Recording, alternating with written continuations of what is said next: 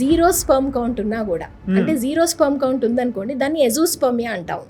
ఎజూస్పర్మియా అంటే అసలు ఏమి మనకి వీర్యంలో స్పర్మ్ కణాలు ఏం కనిపించలేదు.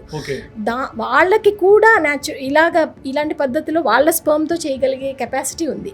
ఎలా అంటే ఇప్పుడు స్పర్మ్ అసలు కనిపించలేదు అనుకోండి, దానికి అసలు కారణాలు ఏమనేది ఫస్ట్ ఎతకాలి.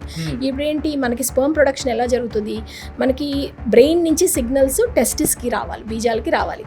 బీజాల్లో స్పర్మ్ అనేది ప్రొడ్యూస్ అవుతుంది. ప్రొడ్యూస్ అయిన స్పర్మ్ ట్యూబ్ ద్వారా బయటకు వస్తుంది. ఇప్పుడు అసలు ఇక్కడి నుంచి ఇక్కడికి సిగ్నల్స్ అందటం లేదా, లేకపోతే టెస్టిస్లోనే ప్రొడక్షన్ జరగడం లేదా, లేకపోతే ట్రాన్స్పోర్ట్లో ప్రాబ్లం ఉందా, ఇది తెలుసుకోవాలి. ఇక్కడి నుంచి ఇక్కడికి సిగ్నల్ అందటం లేదనుకోండి, దానికి కొన్ని మెడికేషన్స్ ఉంటాయి, అవి ఇచ్చి ఇంప్రూవ్ చేయొచ్చు. సరే ట్యూబ్స్ ఏమైనా బ్లాక్ అయినాయి అనుకోండి, బయటకు వచ్చేది, దాన్ని మనకి ఒక్కోసారి సర్జరీ ద్వారా కరెక్ట్ చేయొచ్చు, లేకపోతే డైరెక్ట్గా బీజాల నుంచి స్పర్మ్ తీసేయచ్చు బయటకి, అదొక పద్ధతి. తర్వాత స్పర్మ్ టెస్టిస్లోనే అసలు ప్రొడక్షన్ జరగట్లేదు, టెస్టిస్ ఫెయిల్ అయిపోయింది.